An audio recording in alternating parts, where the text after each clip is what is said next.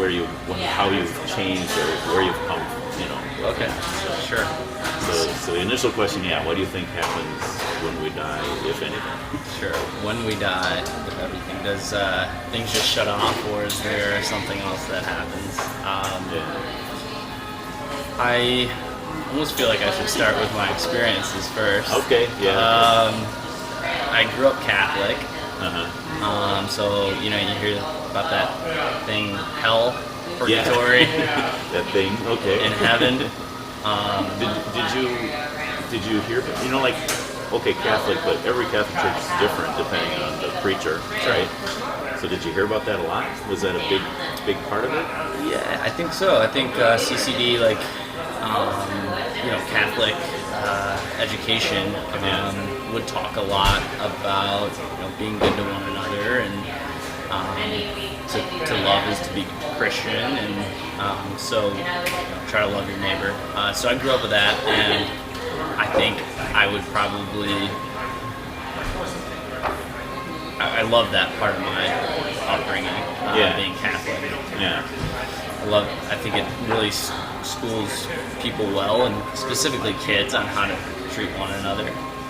So that was like my first thought pattern around the afterlife. Did you go to a Catholic school too? I didn't. I was in public school, and then college, same thing.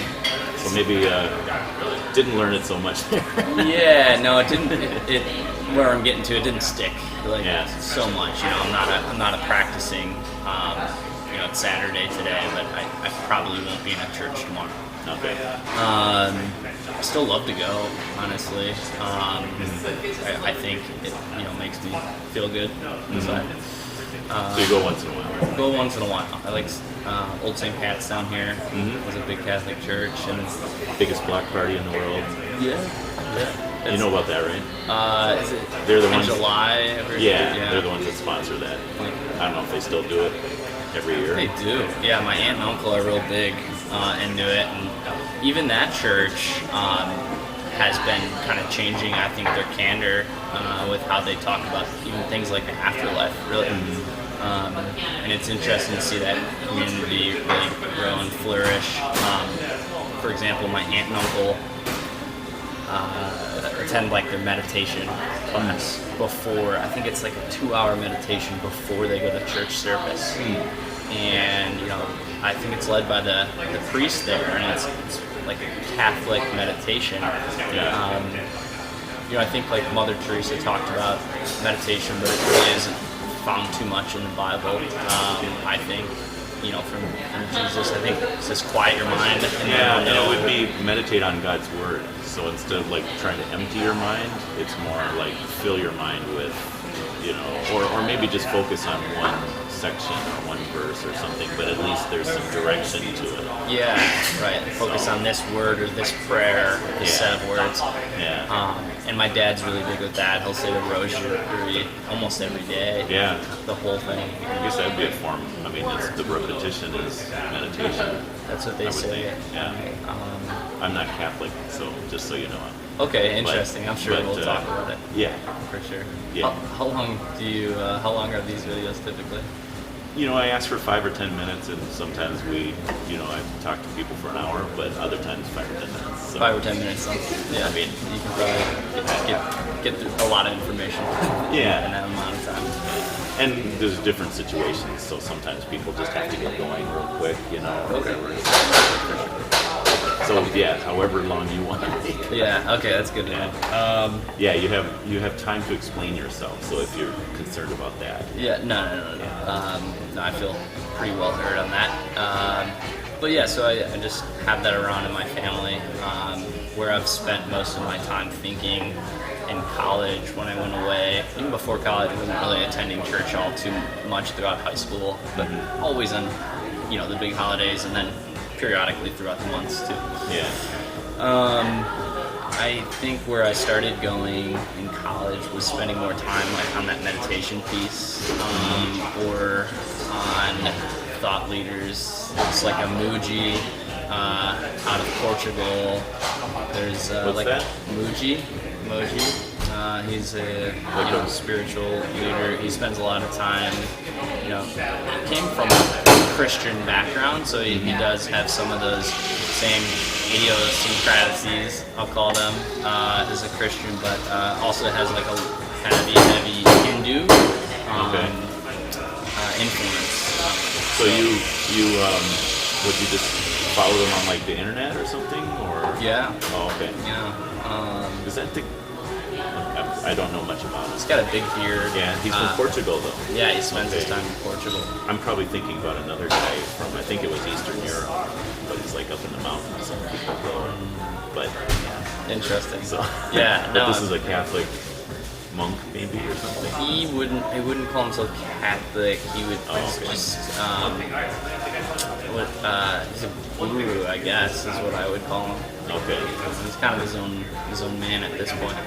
So you were kind of pursuing like meditation even before your aunt and uncle started doing it at Old St. Pat's? Right, yeah. 'Cause, well, you know, you go to college and there's all kinds of pressures, and you know, you're jumping into this, you're trying that, and I needed kind of a place to get away from all that and talk about or at least think about pretty deep spiritual stuff is what I was trying to do, and trying to unlock some spiritual powers for myself. So I would study him, I'd study Ram Dass. It was Ram Dass out of the... I'm sorry, I don't know all this. No, it's all good. He used to hang out with Terence McKenna, who was, you know, kind of led the hippie revolution in the 1970s.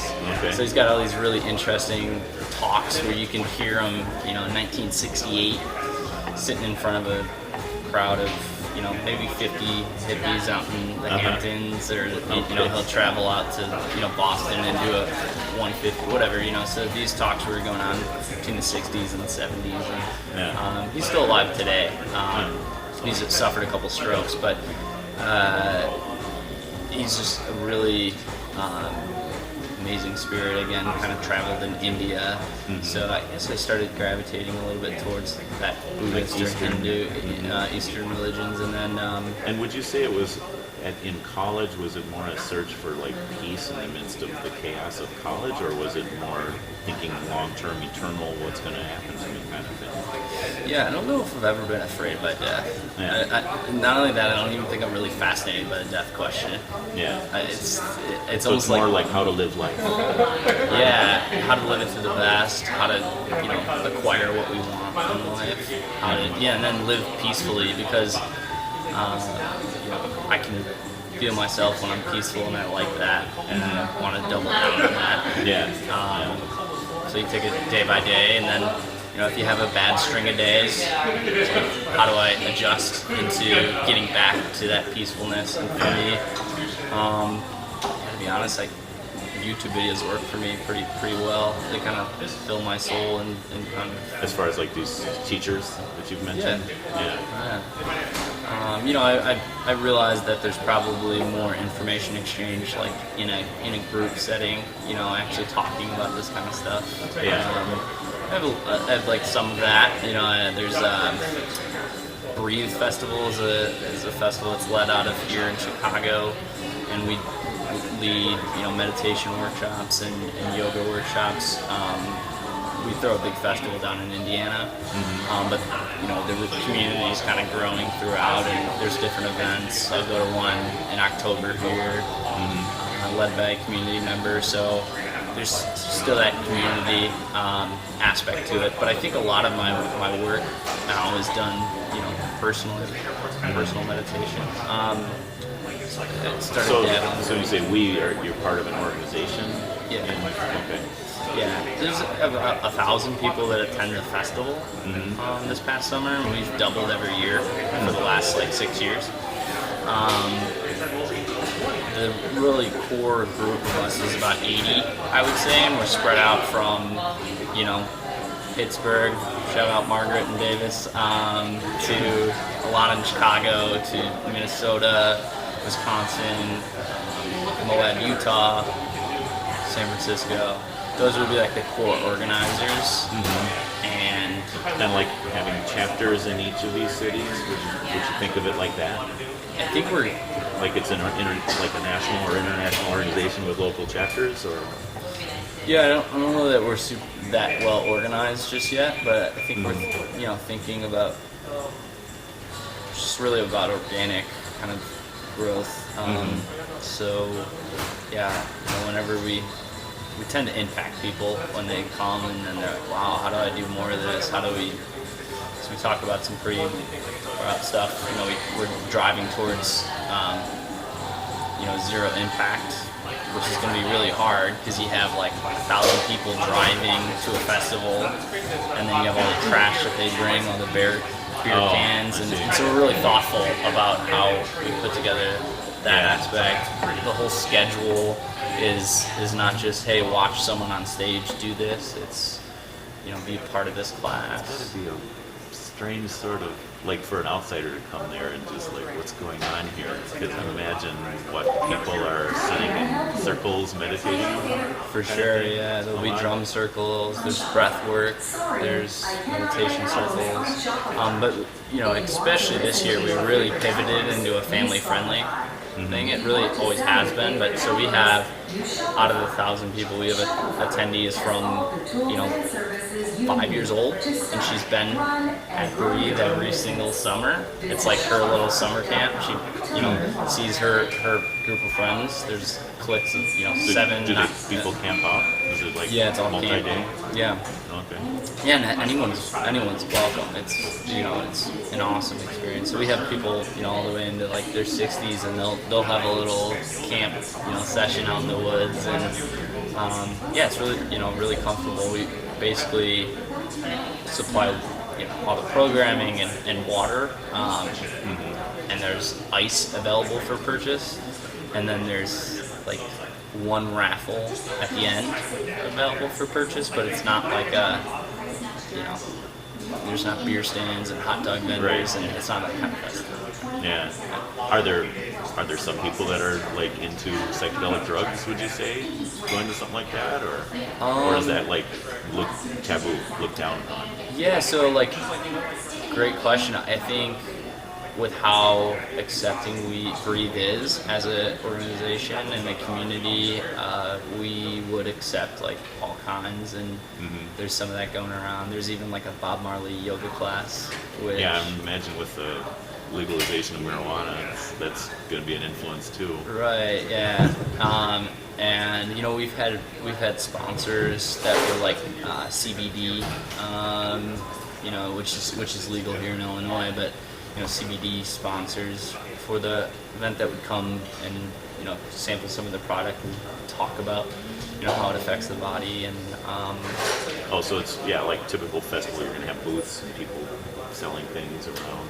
Not so much that. So it would just be like a program, but they'd really like add value. I know that they had these little honey sticks that were like filled with CBD. They would CBD is cannabinoid oil. So it's like it's made from the marijuana plant without THC. THC is what I'm trying to think of.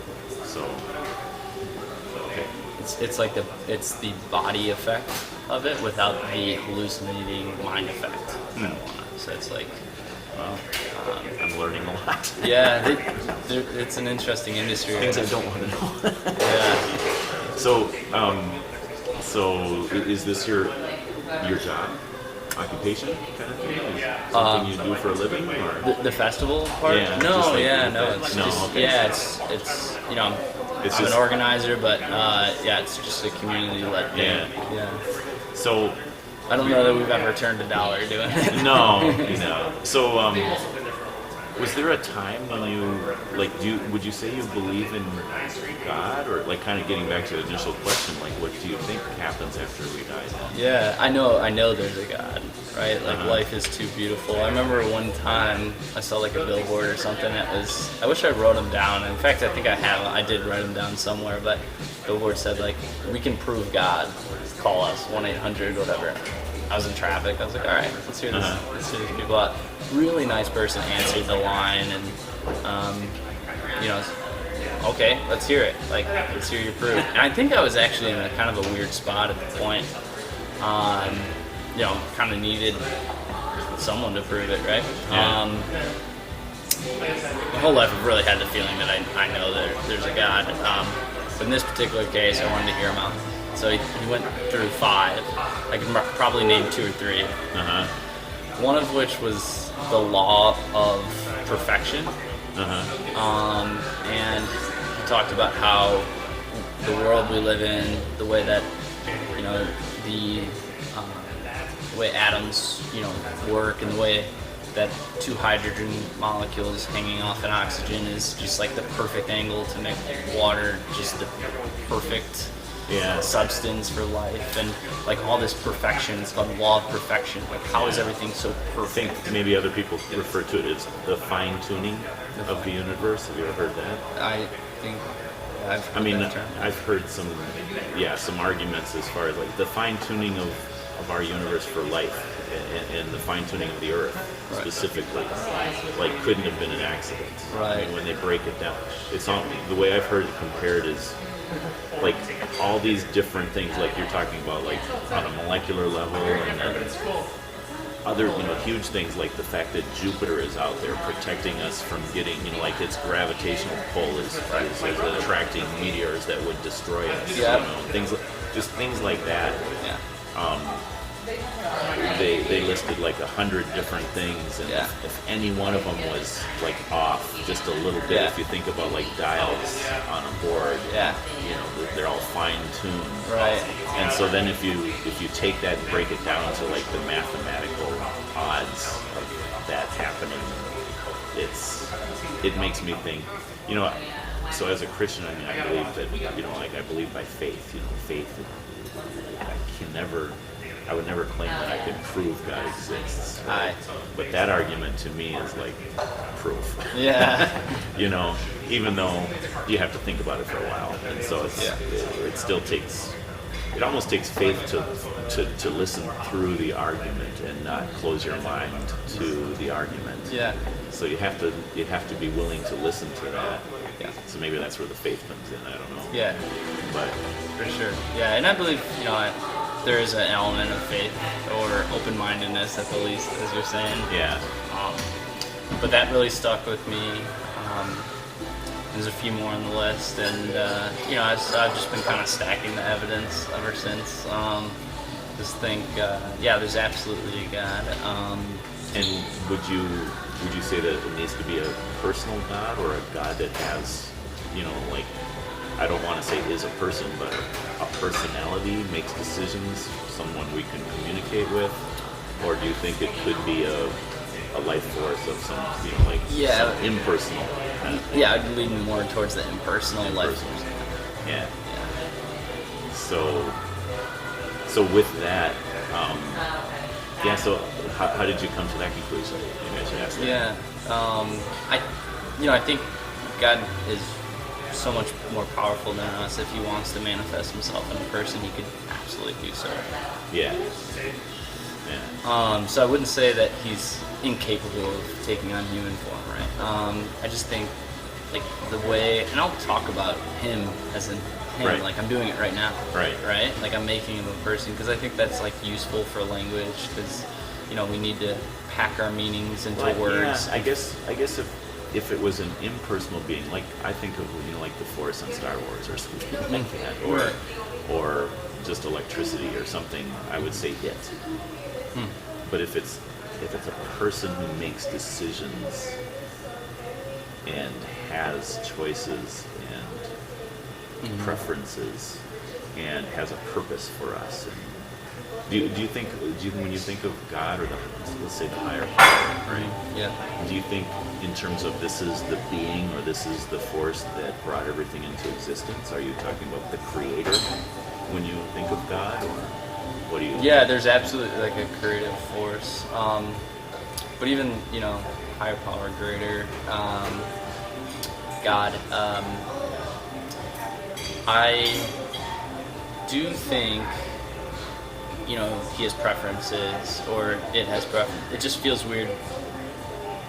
So I think so there's, I believe in other entities besides human ones that have preferences and make decisions, so forth. So I would just call those entities. and then if you want to genderize them, it's him or her, or Right. it's I think in our they. day and age now, it sounds like not politically correct. right. Yeah, like they is a single pronoun now, Right. which is, I was just talking about this with a friend of how much it's changed, and In the last 2 years or something. it's Yeah. and I think you really have to point towards like someone like Caitlyn Jenner to really push it into it, and then I think before and after that was a big change for us as a society, to be honest. So not that there's other, not So other, we could say the higher power. sure. So do you think of the higher power as when you think of these other entities, are they also like the creative force, or do you think there's one? Right? See what I'm saying? So I don't want to confuse it with, say, you're referring to, say, the Christian God as presented in the Bible. I'm not getting that specific. I'm just saying, do you believe in God, the Creator? I don't. I mean, so if there's like a hierarchy of entities, you're saying, right, and like you're like, who's at the top, Yeah. the tippy top? I mean, I wish I could say I know him, right? Right. Some people say they know God, they've seen him. I think he's there. I think there's an entity at the tippy top, right? what leads you to believe in the other entities, and what would you describe them as? Spirit beings of some sort, or? Angels, Uh-huh. like angels. Yeah, like the Christian idea of angels. Light beings, yeah, I think they're largely good. I think that, any bad ones, you can tell them, like, hey, stay away. Like, I think there's something really powerful about humans and the power of, like, how, we can control things in this physical realm. Mm-hmm. So when we're talking about things in the physical realm, like, we really are, like, mini little creators on this little realm, right? Yeah. It's just when you start going up to the higher realms and you're talking about, the spiritual powers that someone has, you're playing in a different ball game there. Mm-hmm. We can't see it and we can't touch it with our own eyes. We're still playing in it every day, but it'll be less tangible for us. But in this tangible realm, I think, we'll call them angels or light beings. You can invite them to, talk to you, help out, and It's a then spirit guide. I think that it sounds. So I'm much older than you. When I was growing up, like the big thing as a Christian to be aware of was the New Age, right? Uh-huh. And crystals and I guess people believing it. It does sound very New Age-ish, I have to say. yeah. What do you feel like you have a source of information, or is it more experiential? This is what you've experienced, like maybe in meditation or something, or like what leads you to believe? I don't imagine they'd like teach.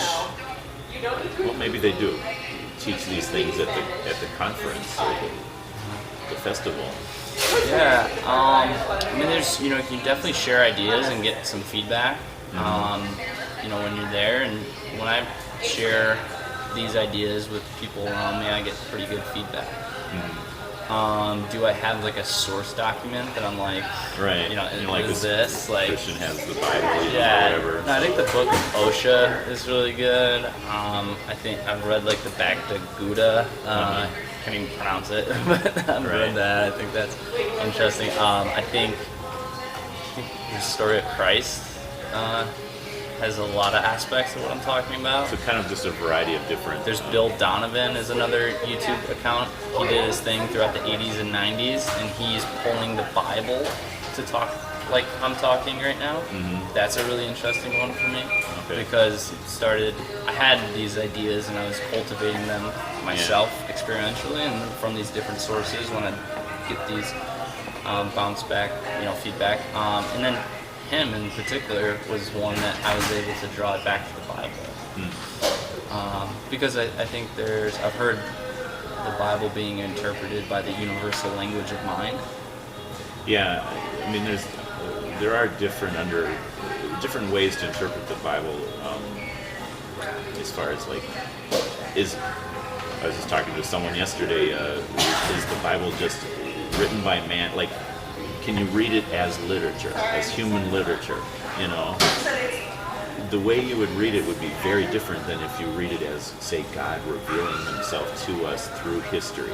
You know, and that this is so I, as a Christian, evangelical Christian, would read the Bible as everything in it is there for a reason. Right. That God has reasons to reveal different things about Himself and about the world to us. That's very different than just people writing it, you know. And I take it in a very different way than I would if I read it just as human literature, you know, or as something that's, I guess. Would you say that you kind of read the whole Bible, or like when they take interpretations of the Bible, like you're talking about this guy, Donovan, you said? Yeah, Bill Donovan. Donahue, maybe? Donahue. Does he take just certain passages that appear to kind of like support his beliefs, or does he take the Bible as a whole? Or Well, I think anyone that talks about the Bible, you know, is allowed to take passages to craft their story. I think everyone does that, you know, from the Catholic preacher. I would watch, he would, you know, pull from the Phoenicians, and then he would pull from John, and put the 2 points adjacent to and make his point. yeah, So I've never seen the Bible presented any other way. So yes, Bill does the same. At the same point, I think that there's the way I think about the Bible is there's nothing that completely contradicts one page from the other. I think it's a perfect document the exact way it is. I don't think it needs any amending. Everything is there for a purpose. I would think that I think of it a little bit more as coming from human hands than you did. You know, I think there's typos in the original. Yeah. Yeah. I think so too. Yeah. You know, it might have been channeled from above, but it did come through a human hand. And there has been editing throughout to make it a full manuscript, right? It came from multiple different sources. Well, yeah, a lot. It's more like a library. I think of it as like, I mean, there's about 40 different authors, and you know, to me, what's miraculous about the Bible and what makes me convinced that this is God's word is that I have to read it, and the more I read it, the more I believe in it. There's actually a verse in the Bible that says faith comes by hearing the word of Christ. In other words, we have to hear it, or we have to be presented with it. So a lot of people that don't believe in it don't read it. And so it's like it's hard to believe. It's hard to trust something you don't know. Right? Just like it's hard to trust a person you don't know. It's hard to trust something you don't know. Yeah. So the more I become familiar with it, and the more I see the connections between all the different books in the Bible,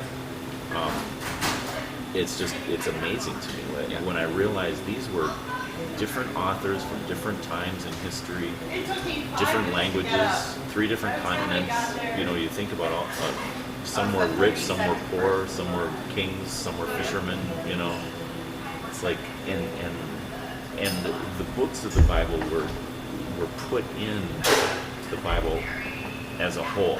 It wasn't like if someone had picked this passage and that passage, that'd be one thing. You know, it's like I'm going to pick this because it agrees with what I'm trying to say, and I'm going to pick that one, right? But they had to pick whole books, and so like some of the books are very long, some are very short. You know, there's Protestant Bible, 66 different books in the Bible. You know, how is it that they can all fit together, kind of like a harmony? And there's this overall, I call it a meta-narrative, you know, like the whole story of man falling from their relationship with God, and God seeking us out, and just all the different ways that He works with, you know, a chosen people, the people of Israel. And then it's constantly throughout the whole Old Testament is promising this coming Messiah that's going to save, you know, this Savior. and then Jesus comes and he fulfills everything that was predicted about him, from hundreds of years before, like actually written hundreds of years before. And then he fulfills it, and so it's this story. So I guess what I'm trying to say is, like, I believe in Christianity because it's the only religion that, as far as like, I believe, okay, let me put it this way, I believe in the Orthodox interpretation of the Bible, like the Christian like the historical Christian faith, as opposed to what you're talking about, because there's a lot of people that will base their beliefs on one part of the Bible, like this part seems to fit with what I believe, or this part seems to fit, but what can use the whole Bible, and everything in the Bible supports this interpretation. And so that's why I say, like, the more I read it, the more I'm convinced of. When I say Orthodox Christianity, I'm not meaning like Greek Orthodox, and just like the regimented approach. Yeah, the historical, classical view of Christianity. So yeah, but so like if the Bible, so that kind of, and that's also this, like, the only view that can stand a straightforward reading of the Bible. So like, when it means what it says. So for example, what you're saying is that God is like this impersonal force, and what I'm reading in the Bible is that no, God presents himself as a very personal force, like determines right and wrong. He has choices, and wants us to be in a relationship with him as a father, our Heavenly Father. Yeah. Jesus says, pray to your Father in heaven. It's like, okay, well, I guess I'm not supposed to think of God as my mother. Jesus said, no, he's your Father. And so I think that's probably like the easiest example, is to say God reveals him. God self-identifies. Maybe that's the way to put it. Yeah. He self-identifies as male, and if he self-identify, I feel like God is the only one that has the right to self-identify. I am who I am, he says. I don't know if you're familiar with that passage. He's, like Moses is like, who are you? And he says, I am. So in other words, I determine who I am, not anyone else. And one of the biggest sins of the Bible, sorry if I'm rambling, but one of the biggest sins of the Bible is idolatry, and what the definition of that is making false gods and worshiping them, right? Gotcha. So the original idolatry, like the golden calves, when Moses went up on the mountain to get the Ten Commandments, remember that story? Maybe not so much. The Israelites who had just come out of Egypt. You're talking Moses going up to the burning bush. Yeah, well, it wasn't. It was on Mount Sinai. At this point, he went for 40 days to receive the Ten Commandments. Right. And while he was gone, the Israelites are like, where's our leader, Moses? He was leading us, and now he's gone. We don't know what to do. And so Aaron's brother, Aaron, makes for them these idols, these golden calves, and they were similar to the gods that the Egyptians had been worshiping. And they were like, we need something to worship. We're going to form something that we're more comfortable with, right? So that was the original idolatry. And Moses comes down and he sees it and he gets mad and he smashes the commandments. I'm not quite sure what that's all about, just the anger. It's a serious business. But for us, I'm not saying you have to agree with me. I'll just say my view of this is to form ideas about God that aren't based on God's representation of himself, for me, would be to commit idolatry, because maybe I'm not making a statue with my hands, but I'm making kind of an image in my mind of who God is. And if I go around to different, say, religious texts or different sources or just my own imagination and kind of pick the parts about God that I'm comfortable with, then I'm forming my own God. So that would be idolatry. Gotcha. So you don't have to agree with me, but I want to make sure you understand what I'm saying. Yeah, no, I do. I would say that I think part of what you're implying there is like is the Bible is the only way that God has represented Himself on is the way. Yeah. So I would amend that and say it presents enough truth that we could be in a relationship with God the way He wants us to. Mm-hmm. I wouldn't say it presents everything there is to know about God, or it definitely doesn't present everything we need to know in this life, as far as like, I'm sure glad there's science and, there's a lot of other sources of knowledge, truth. But there's verses in the Bible that says that it's useful for everything that it presents everything we need to know in terms of our relationship with God. Not necessarily. There's a lot more we can learn. Yeah. No, there's tons of sources of truth. So I think, for me, I think it is a source of truth. And I think we're allowed to interact with other sources of truth and produce our own opinions. Mm-hmm. And how that. So I'm obviously like Protestant Christian, right? So like the big difference between Protestant and Catholic is, where's our source of truth? Is it the church teachings and what the Pope says, or is it the Bible, right? And so Martin Luther came along, started the Protestant. He protested the church, what they were teaching, and brought it back to the Bible. So like I would take different truths and that we learn elsewhere, like you're saying, there's lots of sources, saying all truth is God's truth, right? But how would I determine if it's true or not? And so, like, for example, how would I take certain teachings of the Catholic Church, or any church? Yeah. I would have to say, well, does it line up with what the Bible says? Or does it disagree with it? Maybe it's not true. Maybe I need to question it. So the Bible, for me, is kind of the final authority, but it's not the only source of truth. It's just, if it contradicts something that's written in the Bible, then I would say I would trust what the Bible says more. Yeah. No, I think the way I'm navigating, for sure, that it does make it so that it's harder to determine what is truth and what's not. If you just can say, truth lies within this 600-page document, have a nice day, that's very... And I'm not going to use this word loose, like, you acknowledge that there's truth other places, so I'm not saying it's not the only truth. So I don't know, this is the way I think about that 600-page document that we're talking about, is that it's a beautifully written thing. Like I said, it's perfect. I do think it came through a human hand. Doesn't mean that there's a mistake, because I think it was channeled from above. I also think that coming through a human hand, they needed to talk about these in common motifs, things we understood. And so hence, the Father reference. I think that whole relationship is incredibly complex, but if we want to teach it to a 3-year-old, you might as well call that a father. Yeah, and really, like, aren't we all 3-year-olds? I mean, like, totally.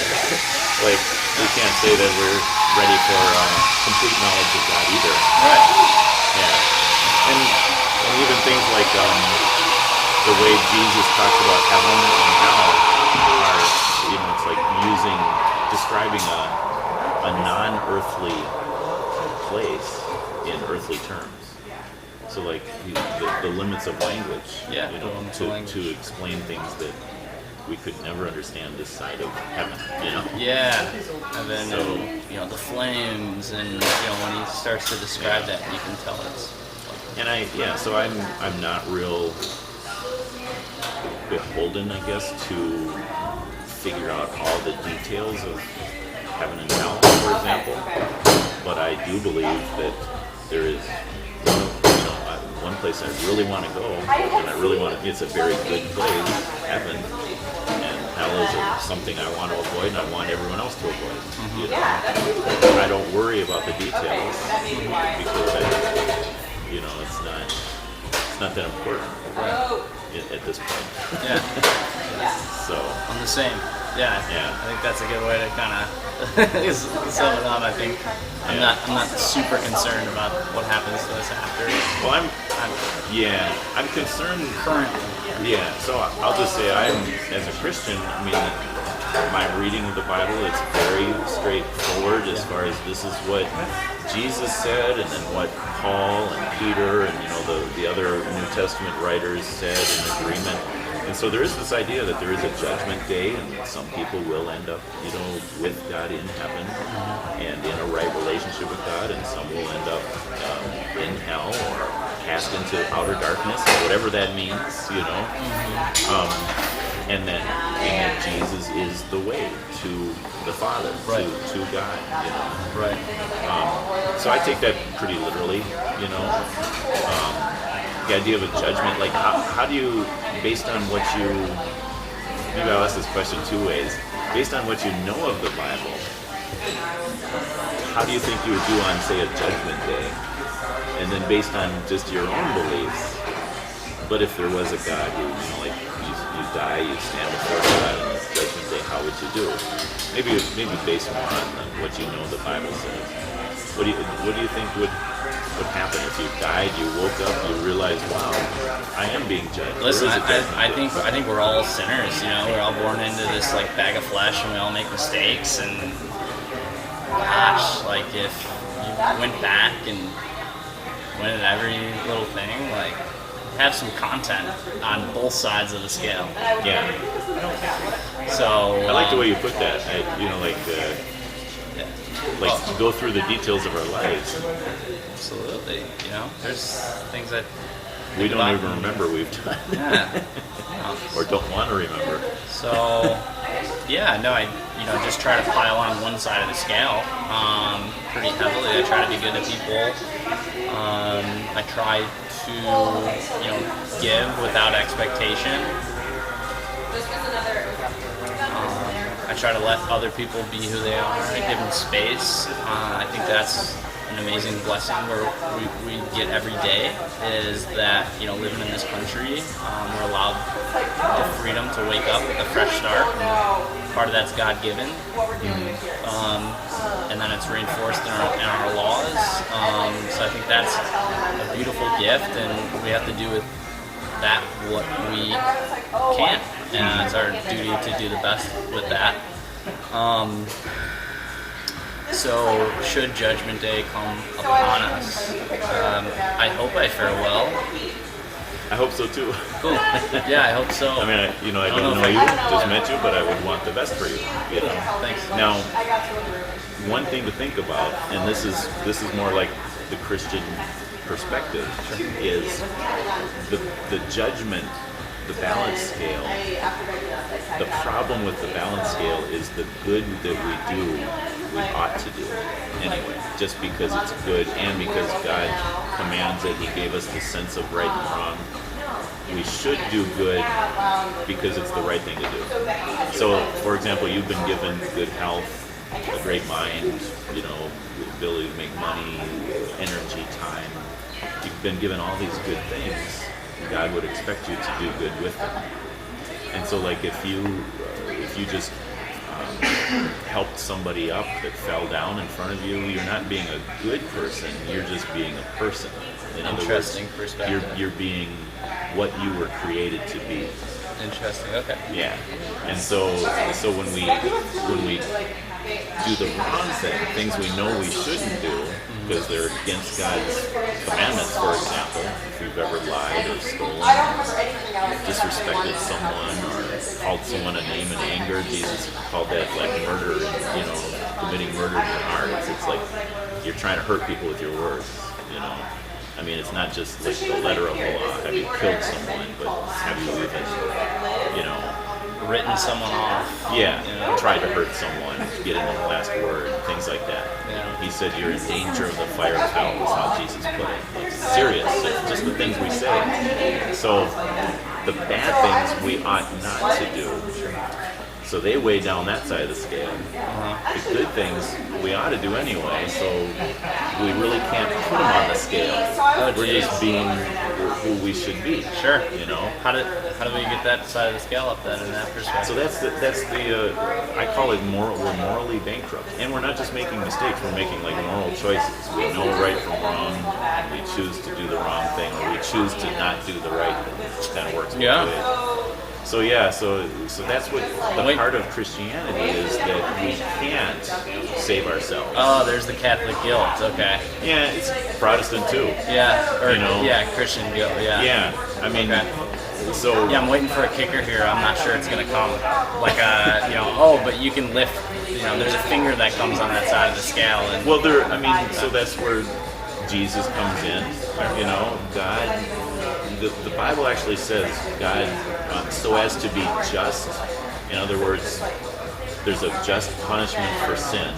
So God, being a good God, is just. He makes sure justice is served. So what that means is sin. Like if you were in a human courtroom and someone committed murder, right? And the judge just gives them a $100 fine. That wouldn't be justice, because the punishment must fit the crime. What's the value of the life that they killed? What would be justice? So we believe in justice. It's a good thing. Well, God would have this perfect sense of justice. So God is just and the one who justifies. It says in the Bible. So in other words, he's just as the lawgiver. He makes sure there's a punishment for sin, or a consequence for our sin. But then it says, and he's the one who justifies. So what that means is he takes human form in the form of Jesus. He takes our punishment for us on the cross. And so he's the one who justifies. So we can't save ourselves, we need a Savior.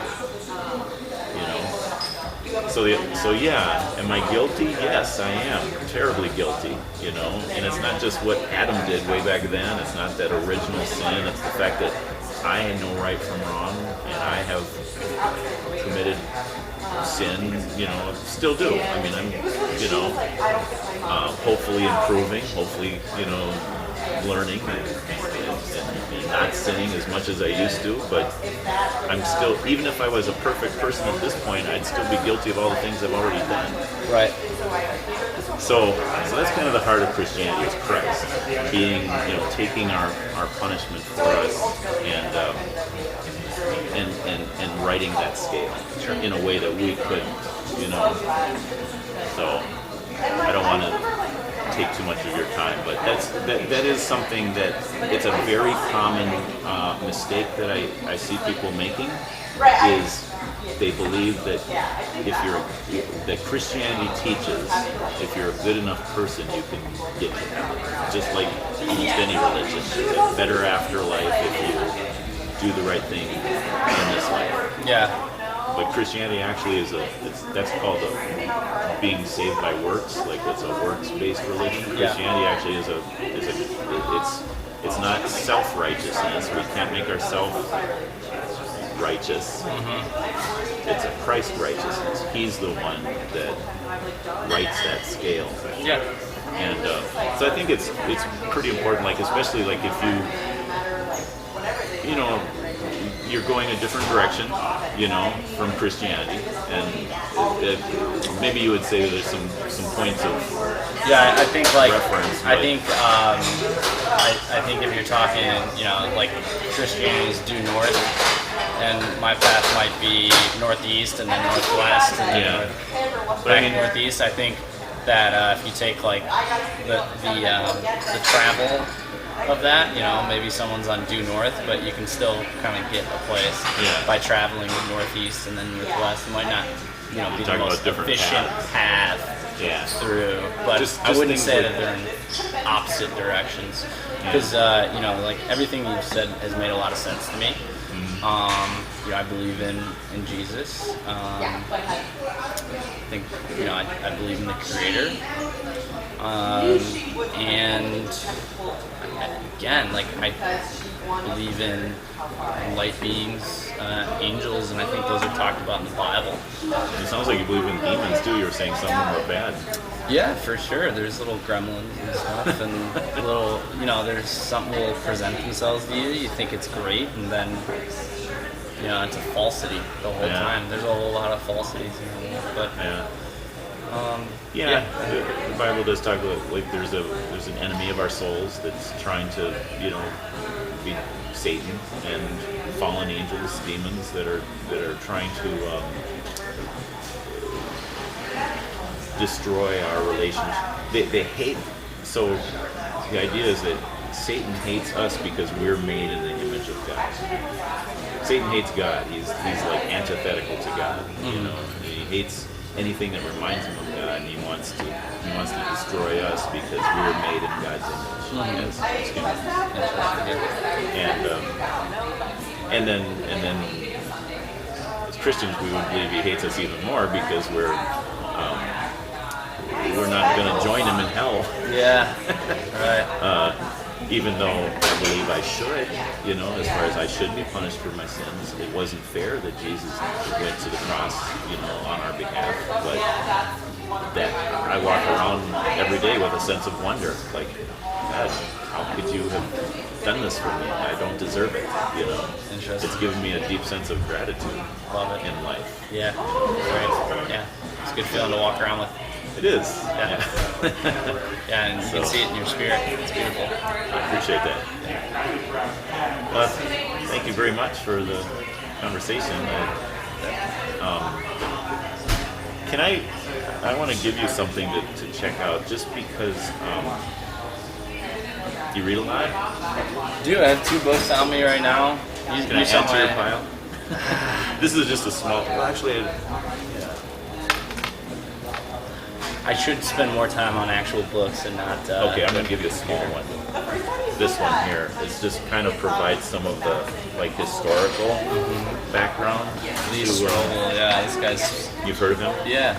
Yeah. Is he a Protestant? Yeah. Must be, right? Very cool. Thank you. Appreciate that. I will check it out. And I might have given away my last.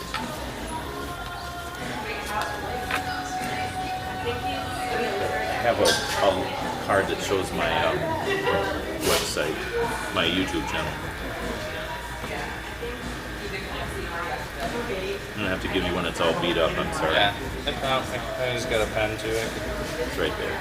Oh, okay. Cool. This is where I go to church, and that's I would love to hear back from you if we could talk about this book or anything like that. Love that. So. Yeah, I'd love that too. Cool. So tell me what you think of it, and then as far as the video, I'll have it up on the YouTube channel within a couple days, probably. So, all right. So it's Dan, right? Yeah, that's right, Jeff. Yeah. All right. God bless you. Thanks a lot. God bless you. Thank you. Thanks.